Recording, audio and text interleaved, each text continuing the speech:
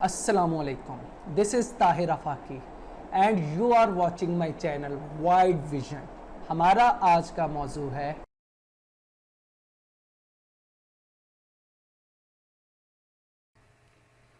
Hello दोस्तों, UK history में खुश आमदीद।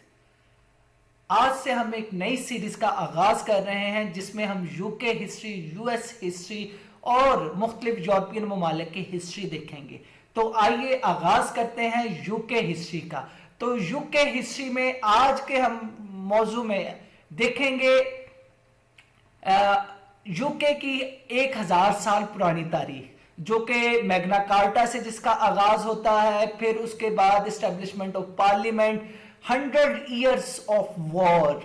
यस, यूके ने 100 ईयर्स ऑफ वॉर लड़ी। किससे लड़ी वो आप जानेंगे इस मौजू में। और फिर उसके बाद वॉर ऑफ रोजेस स्टार्ट हुई, 32 साल वॉर ऑफ रोजेस। ये दिलचस्प जंग ये क्या थी ये जानेंगे। फिर उसके बाद थ्योडोर डायनेस्टी और स्टुअर्ट डायनेस्टी कायम हुई। उसके बाद यूके में सिविल वॉर लगी और फिर यूके की तारीख का सबसे हैरत अंगेज वाकया हुआ। वो वाकया क्या था वो आप जानेंगे। और उसके बाद फिर री एस्टेब्लिशमेंट ऑफ मोनार्की और एंड पे ग्लोरियस रेवोल्यूशन, जो कि यूके की हिस्ट्री में माइलस्टोन की हैसियत रखता है। तो ये सब कुछ हम आज के मौजू में आप जानेंगे। तो आइए आगाज करते हैं हिस्ट्री ऑफ यूके का। तो हिस्ट्री ऑफ यूके जिसका बुनियादी तौर पर अगर हम देखें कि हिस्ट्री ऑफ यूके में जो माइलस्टोन है वो सबसे अहम तरीन जिससे मॉडर्न यूके हिस्ट्री का आगाज होता है वो है किंग जॉन का टाइम। किंग जॉन के टाइम में क्या हुआ, 1215 में किंग जॉन ने एक एक्ट साइन किया जिसे कहते हैं मैग्ना कार्टा। मैग्ना कार्टा ये बरतानवी हिस्ट्री और बरतानवी कॉन्स्टिट्यूशनल हिस्ट्री में माइलस्टोन की हैसियत रखता है। इससे हुआ क्या कि फर्स्ट टाइम अवाम को ये राइट्स दिए गए कि अवाम पे बादशाह जो भी टैक्स इंपोज करेगा वो बैरन्स की मर्जी के बगैर इंपोज नहीं कर सकेगा। जरूरी है कि वो बैरन से कंसल्ट करे और आफ्टर कंसल्टेशन बादशाह जो अवाम पर न्यू टैक्सेस इंपोज कर सकता है। तो आप ये समझ लें कि मैग्ना कार्टा को इस हद तक अहमियत हासिल है कि कहा जाता है कि मॉडर्न जो कॉन्स्टिट्यूशनल बेसिस यूके की वो मैग्ना कार्टा से ही ली जाती है। क्यों? क्योंकि इसमें अवाम को राइट्स दिए गए हैं। अच्छा, कुछ लोगों का ख्याल है कि ये बस ऐसे ही छोटा मोटा चार्टर था, कोई इसमें बड़ी तब्दीलियां नहीं आई, लेकिन यूके में हिस्टोरियन ने इसे ऐसे ही बढ़ा चढ़ा कर पेश किया व्हाटसोएवर। लेकिन फिर भी ये बहुत अहम बात थी और इसमें बैरन्स ने एक काउंसिल एस्टेब्लिश की। उस काउंसिल का मकसद ये था कि बादशाह ने जब भी कोई नया टैक्स इंपोज करना है तो वो इस काउंसिल के साथ कंसल्ट करके इंपोज करेगा। और फिर उसके बाद तकरीबन 50 साल बाद एक नया माइलस्टोन यूके हिस्ट्री में हुआ और वो ये था कि एस्टेब्लिशमेंट ऑफ पार्लियामेंट। यूके की हिस्ट्री में फर्स्ट पार्लियामेंट एस्टेब्लिश हुई। 1265 में यूके में पार्लियामेंट एस्टेब्लिश हुई और ये पार्लियामेंट जो कि असल में कम्बिनेशन था, यहाँ पर आम लोग नहीं, आम अवाम नहीं, बल्कि इसके मेंबर्स बैरन्स थे, फ्यूडल्स थे, एलीट क्लास थी, बड़े बड़े इनके जो फ्यूडल्स ताकतवर हजरात वो इस पार्लियामेंट का हिस्सा थे। लेकिन फिर भी पावर जो है, पावर का मरकज बादशाह था, लेकिन आप ये कह सकते हैं कि एक नया सेंटर ऑफ पावर इससे वजूद में आया और बादशाह के डिस्क्रिप्शन पे था कि वो जब चाहे पार्लियामेंट का इजलास तलब कर सकता है। और बादशाह का एक इख्तियार जो कि मैग्ना कार्टा के जरिए उससे छिन गया था कि king can not impose new taxes without consultation of parliament. तो बादशाह के लिए जरूरी था कि वो पार्लियामेंट से कंसल्टेशन करे। लेकिन बादशाह अभी भी बहुत ज्यादा ताकतवर था, फुल ताकत में था। लेकिन इस दौरान आगे हम देखते हैं कि हिस्ट्री में एक नया मोड़ आता है जिसने तकरीबन तमाम ना सिर्फ यूके की हिस्ट्री को बल्कि तमाम यूरोप की तारीख को हिला के रख दिया। यस, ये था 100 ईयर वॉर। यस, ये बरतानिया और फ्रांस के दरमियान में लड़ी जाने वाली जंग थी, मजहब की बेसिस पे लड़ी जाने वाली सबसे खूनख्वार जंग ये थी, जो कि 100 साल तक रही है। और ये जंग बरतानिया और फ्रांस के दरमियान लड़ी गई, और इससे भी हिस्टोरियन ने 3 फेजेस में इस 100 ईयर वॉर को तकसीम किया है। बेसिकली तो ये जंग जो है, ये इसका आगाज हुआ था 1337 और एहतताम हुआ 1453 में। तो ये 116 साला जंग थी, इतनी बड़ी जंग। और ये जंग भी जो हिस्टोरियन ने इनको जो तकसीम किया है, 3 इराज में तकसीम किया है।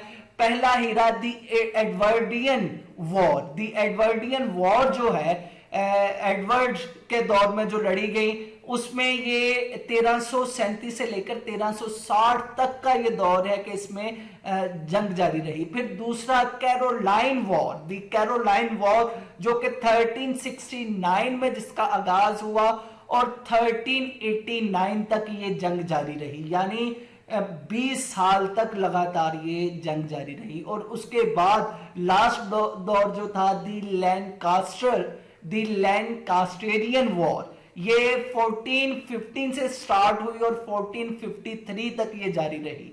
मुसलसल 40 साल तक ये जंग जारी रही है।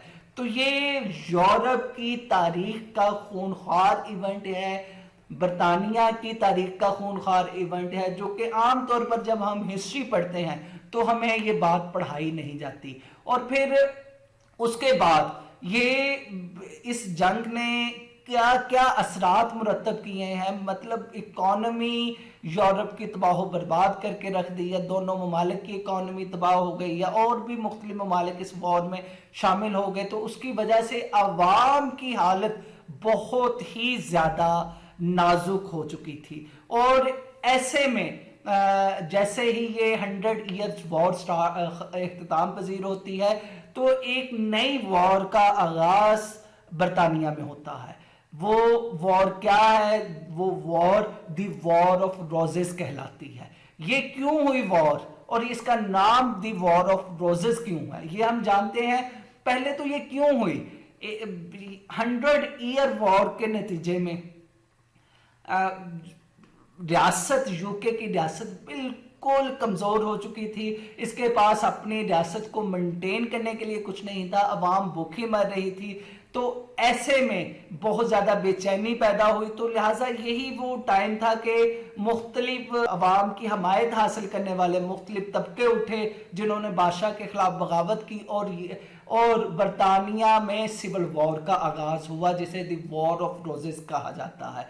ये असल में 12वीं सदी से बरतानिया में जो खानदान हुकूमत में था उसे हाउस ऑफ प्लांटेंजेंट कहते हैं।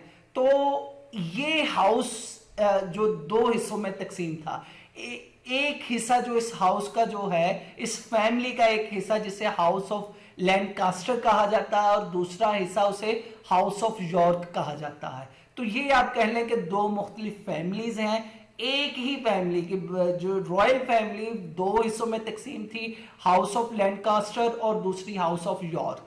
तो ये दोनों आपस में लड़े। अब इसे द वॉर ऑफ रोजेस क्यों कहा जाता है? क्योंकि हाउस ऑफ लैंकास्टर जो है ये रेड रोज को रिप्रेजेंट कर रहा था, इसके बरक्स हाउस ऑफ यॉर्क ये व्हाइट रोज को रिप्रेजेंट कर रहा था। मीन हम कह सकते हैं कि ये इनका इम्तियाजी निशान था, roses, white and red roses. तो 32 साल तक ये दोनों खानदान आपस में लड़ते रहे हैं।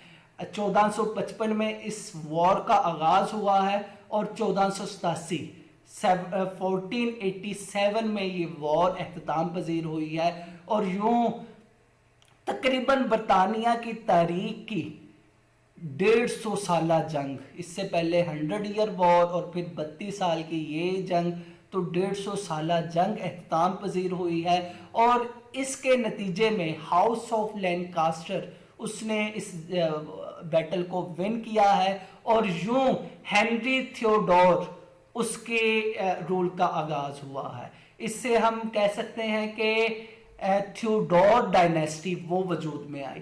तो थियोडोर डायनेस्टी का जो बानी हेनरी थियोडोर 1485 में तख्त पर बैठा, और ये क्योंकि इससे पहले भी हेनरी नाम के कई बादशाह गुजर चुके हैं, इसलिए इसे हेनरी थियोडोर 7 कहा जाता था। फिर इसके बाद हेनरी 8 आया। हेनरी 8 जो है उसने अपने काफ़ी ताकतवर बादशाह था, उसने ज़्यादा से ज़्यादा पावर सेंट्रलाइज की, अपनी शख्सियत में मरकूज़ की, और पार्लियामेंट से अक्सर कई मामलात में वो बिल्कुल इजाज़त नहीं लेता था, चाहे वो टैक्स इम्पोज करे या कोई और मामलात। तो ये था हेनरी थियोडोर 8 ने जो है अपने पावर को जो है सेंट्रलाइज किया। फिर इसी फैमिली में एलिजबेथ वन आई।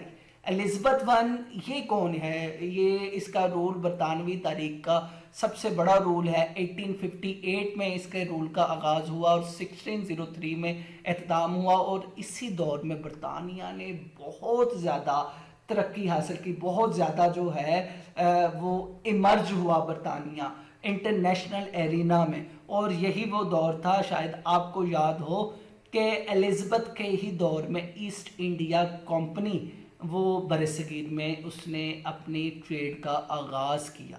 तो यूँ एलिजबेथ का दौर गुजरा, लेकिन एलिजबेथ के दौर से ही थियोडोर डायनेस्टी का एख्ताम हुआ।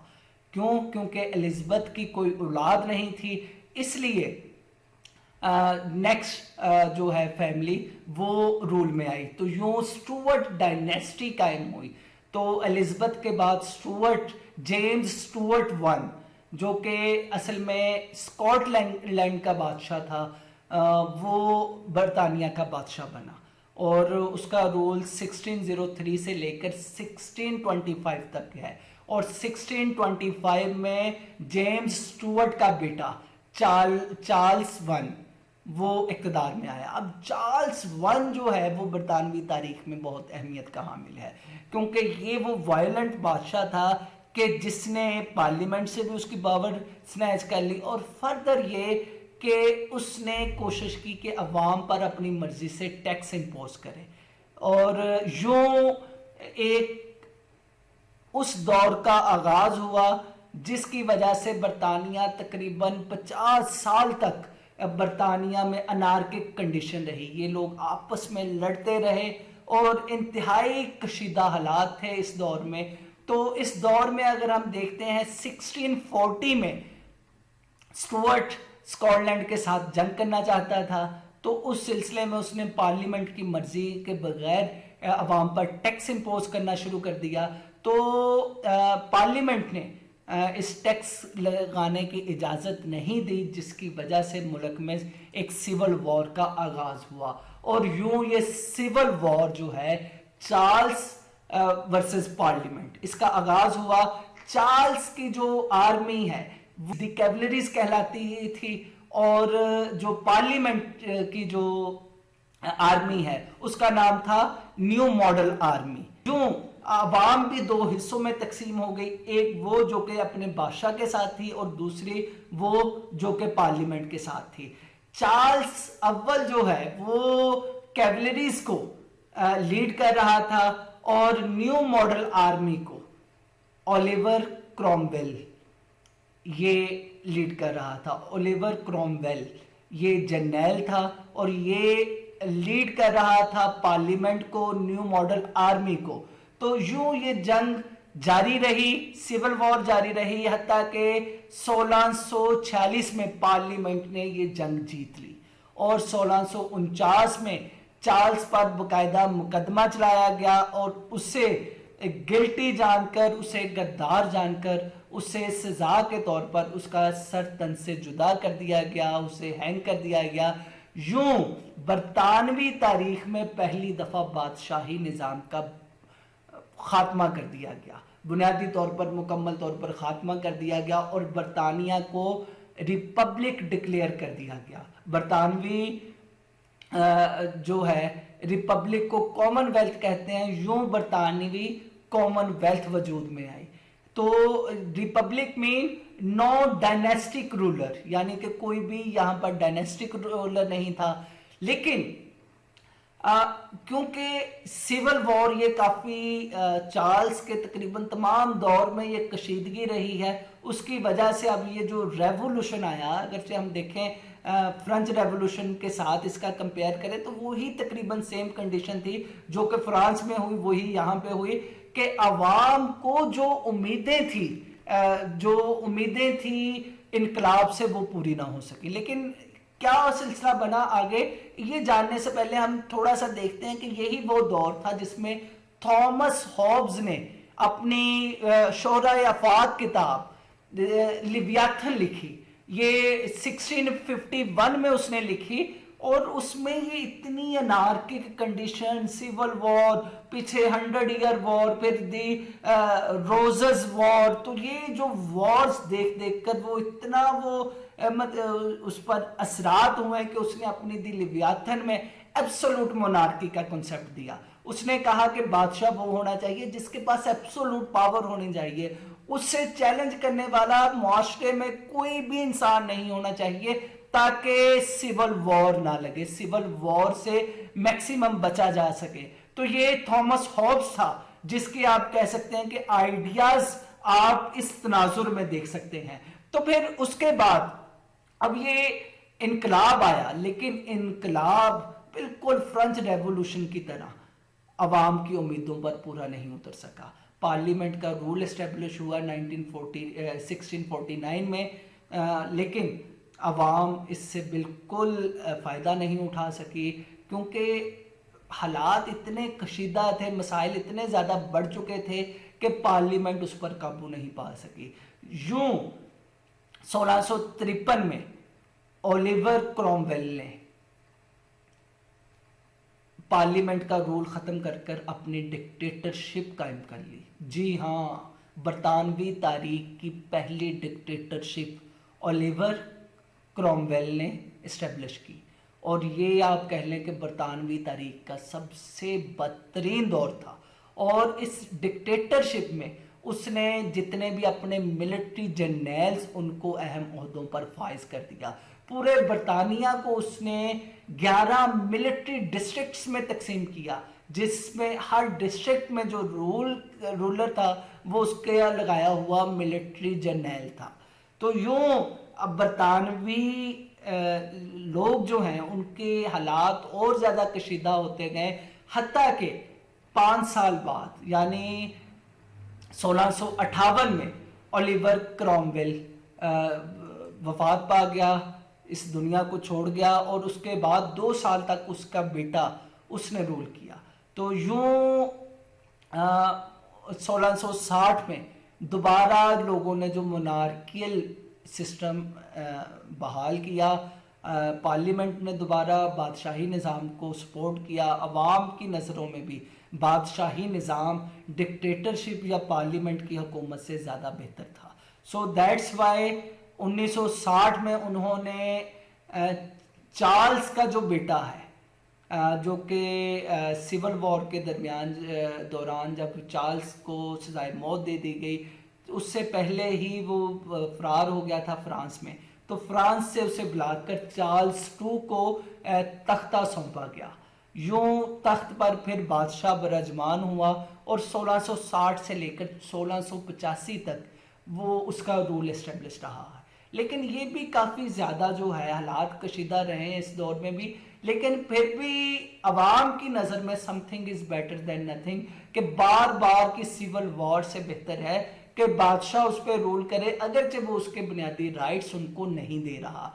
लेकिन चार्ल्स II जो है 1660 से लेकर 1685 तक उसका रूल रहा।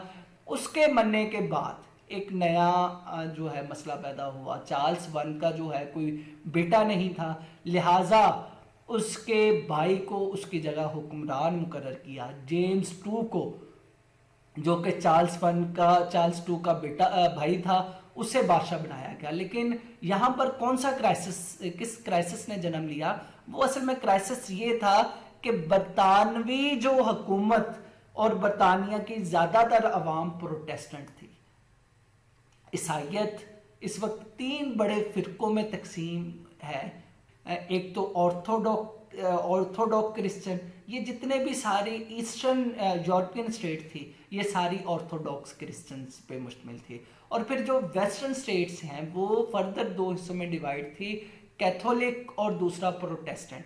तो बरतानवी प्रोटेस्टेंट थे और ये कैथोलिक के बहुत ज़्यादा ख़िलाफ़ थे, इसलिए फ्रांस के साथ भी जंगें लड़ते रहे और इवन अपने अंदर भी एक कैथोलिक को जो है ये मारते रहे हैं। तो ये सिलसिला हुआ कि अब उनके तख्त पर, जो कि प्रोटेस्टेंट हैं, उनके तख्त पर एक कैथोलिक बादशाह आकर बैठ गया है और प्रोटेस्टेंट को ये बिल्कुल नागवार गुजर रहा था। लेकिन इन्होंने क्यों जेम्स टू को तख्त पर बैठाया, उसकी एक बुनियादी वजह यह है कि जेम्स टू की तबीयत अक्सर नासाज रहती थी और लोगों का ये ख्याल था कि ये जल्द हम इससे छुटकारा हासिल कर लेंगे। पार्लियामेंट के मेंबर्स का भी यही ख्याल था कि जल्द इससे छुटकारा हासिल कर लेंगे। इसकी क्योंकि इसका कोई बेटा कोई नहीं है, इसकी 2 बेटियां हैं, एन और मैरी, तो दोनों ही प्रोटेस्टेंट थी। तो यूं लोगों का ख्याल ये था कि इसके मरने के बाद इनकी किसी भी बेटी को जो कि प्रोटेस्टेंट है उसे क्वीन बनाया जा सकता है। लेकिन मसला जो है और ज़्यादा बना और ये मसला यहाँ पे नहीं ख़त्म हुआ। असल में बादशाह जो जेम्स टू है, इसके यहाँ 1688 में एक बेटा पैदा हुआ। इसकी कई बीवियाँ थीं, उनमें से एक बीवी के यहाँ जिसका नाम बेट्राइस था, उसके यहाँ बेटा पैदा हुआ और ये बेटा पैदा होने से एक बहुत बड़ा अलमिया जो है उसने जन्म लिया। क्यों? क्योंकि बरतानिया में एक लॉ था जिसे प्राइमोगेंचर लॉ कहा जाता था। अब प्राइमोगेंचर लॉ के मुताबिक बादशाह के यहाँ अगर कोई बेटा नहीं है, बेटियां हैं, तो सबसे बड़ी बेटी को क्वीन बना दिया जाएगा। लेकिन अगर बादशाह के यहाँ बेटा मौजूद है, चाहे वो उम्र से सबसे ज़्यादा कम है, तो उसे लड़कियों पे तरजीह दी जाएगी, तो उसे बादशाह बना दिया जाएगा। यूं जेम्स टू जो कि कैथोलिक था और अपनी कैथोलिज्म का खूब इजहार भी करता था और चाह रहा था कि बरतानिया को भी कैथोलिक स्टेट बना दिया जाए।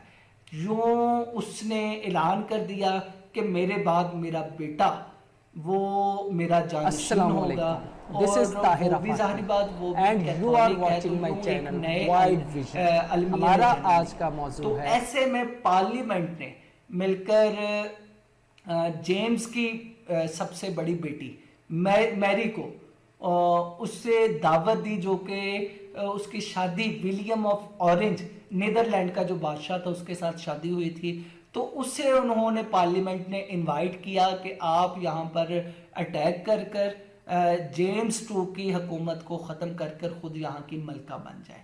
तो यूं बरतानिया में एक नई सिविल वॉर का आगाज़ होने जा रहा था।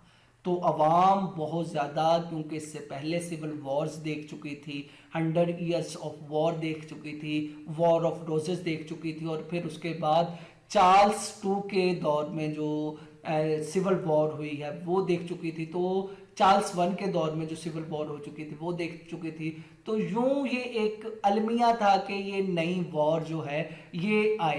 तो यही वजह है कि अवाम डर रही थी, लेकिन पार्लियामेंट ने इनवाइट किया। विलियम ऑफ ऑरेंज अपनी भरपूर आर्मी के साथ आया। विलियम ऑफ ऑरेंज की फौज देखकर जेम्स टू भाग गया, फ्रांस भाग गया, और यूं बगैर जंग लड़े बरतानिया के तख्त पर जो विलियम ऑफ ऑरेंज आ गया, उसकी मलका मैरी जो है वो बैठ गई। यूं मैरी को क्वीन बना दिया गया और विलियम ऑफ ऑरेंज वो किंग बन गया। और यूं जो बिल्कुल पावर ट्रांजिशन बड़ी पुरसकून अंदाज में हुई, पीसफुली हुई।